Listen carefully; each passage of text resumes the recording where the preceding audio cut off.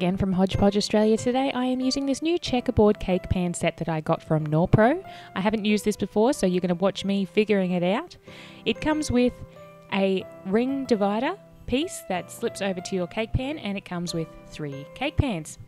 We need 2 cake mixes to make a checkerboard cake. Now, I have greased my cake pans with Crisco, which I know I'm probably behind the ball, but I absolutely love to use. The cakes just slide right out.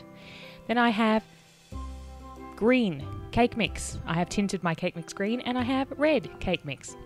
Now, red is going to be my dominant colour, and a little heads up, when you make your 2 cake mixes, you really should take some from your less dominant colour and add it to your more dominant colour before you colour it, so you have more of your dominant colour. I'm going to see how many times I can say dominant colour in one paragraph. But because I'm going to have 2 cakes of red, green, red, and I'm going to have 1 cake of green, red, green, I need more red colour, it turns out. So a heads up to you, you'll need more of your dominant colour. I was stretching it a bit thin towards the end, and I had green left over. So take a bit before you colour it, take a bit from your second cake mix, add it to your first cake mix, and then do your colouring. But moving on, as you can see, I'm using a scoop here, which it turns out wasn't the best idea, and I'm going to swap to a spoon. And we're going to hold down the rings in the middle, and we're going to place on every second ring our colour, and then we're going to swap and pop the green in the middle. Now, it is messy, it's time consuming, and it is fiddly. But the end result's lovely. So if you've got the time and you've got the patience, then go for it. And put the cake mix in about halfway up. You want it to go halfway up the cake pan, no more than that. It does actually raise pretty well. And once you have done that, then what we're going to want to do is just take the ring straight out, nice and straight up, as quick as you can once you unclip it from the sides. And you'll see, once you take it out, because it's a full cake pan, it's all going to sit properly. So don't worry about that, it's not all going to leak in. We're going to do this again so that we have 2 cake tins of red, green, red and 1 of green, red, green. And then they're going to go into the oven to bake. Here they are, fresh out of the oven. Don't they look fabulous? And now it's time to buttercream them. So we're going to layer. We're going to have red, green, red on the bottom, so a layer of buttercream. Then we're going to stack on our green, red, green layer into the middle. We're going to buttercream that one. And then we're going to put our red, green, red on the top. So you're going to have a little bit, you don't want to have a lot of buttercream in between the layers because you don't want to lose the checkerboard effect, but you do need some cream in there, otherwise you're going to have a really dry cake. So we'll put our red, green, red layer on the top, and then we're going to crumb coat our cake and pop it in the oven for half an hour at least to set before we cover it in our fondant.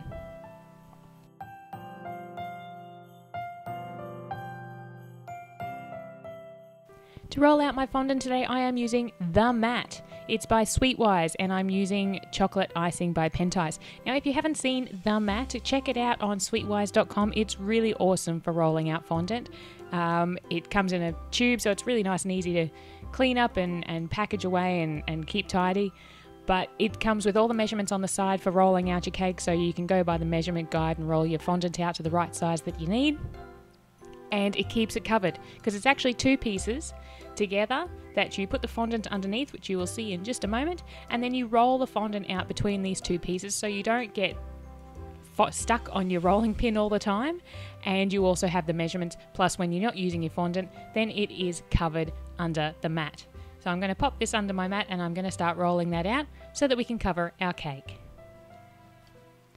Now I'm just taking the top layer off our mat. I think I've got the home mat. There's a couple of different types, depends on how experienced you are and how wide you need to roll out your fondant, but mine, the home mat, is suitably big enough for me.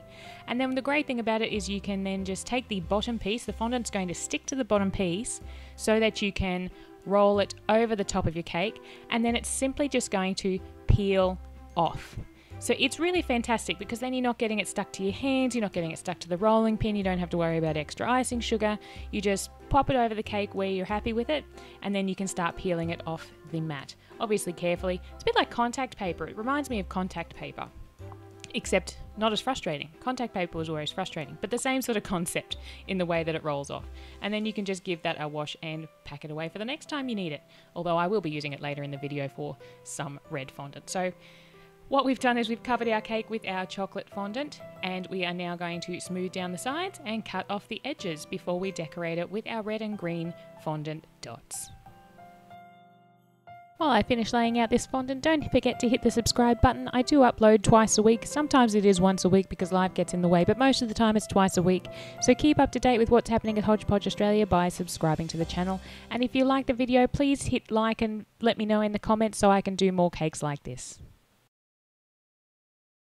As you can see here, I have rolled out some green and some red fondant, and I have used my circle cutters to cut out some different size circles.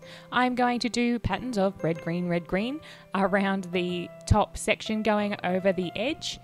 So we're going to go round and round until we're happy with what we've ended up with, and then we're going to do circle of circles in the middle. So you can just do whatever pattern you want on your cake to zhuzh it up a bit. I just went with the red and green. Obviously it's very Christmassy. You can also do this type of cake and this sort of pattern with any colours for any sort of situation. You could do some lovely pastel pinks and whites or blues and whites and things like that for baby showers. Anyway, as you can see there, I've finished the pattern around the side of the cake, and I'm going to use the smaller circles to do another circle layer on the inside of red and green, and I'm going to finish it off with a green dot in the centre. You could put some holly in the middle, you could put another poinsettia flower. I've just gone with a dot. Really, it was all I thought of until afterwards. And then, yeah, holly would have been nice. But there you go, you can see. So just to finish it off, it looks, it looks okay like that. But I'm going to put some dots around the side as well because the side was looking a bit plain. So let's continue our pattern of red and green around the sides of our cakes. And then we will be all finished with the decorating of this checkerboard Christmas cake.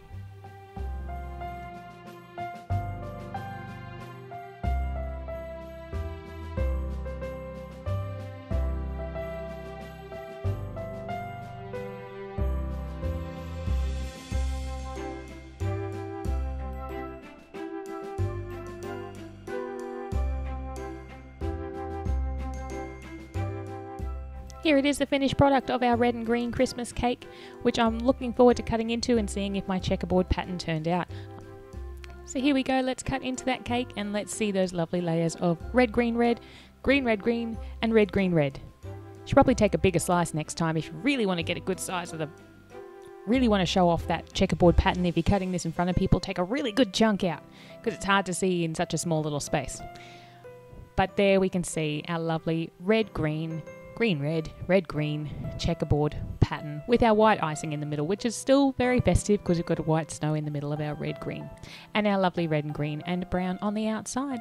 So this was our Christmas checkerboard Christmas cake. I said Christmas again, but hey, it's Christmas, so I'm going to say Christmas again. There it is. I hope you liked our tutorial. We put up 2 tutorials a week. Sometimes one, I apologise, life gets in the way. But don't forget to hit that subscribe button, and thanks so much for watching.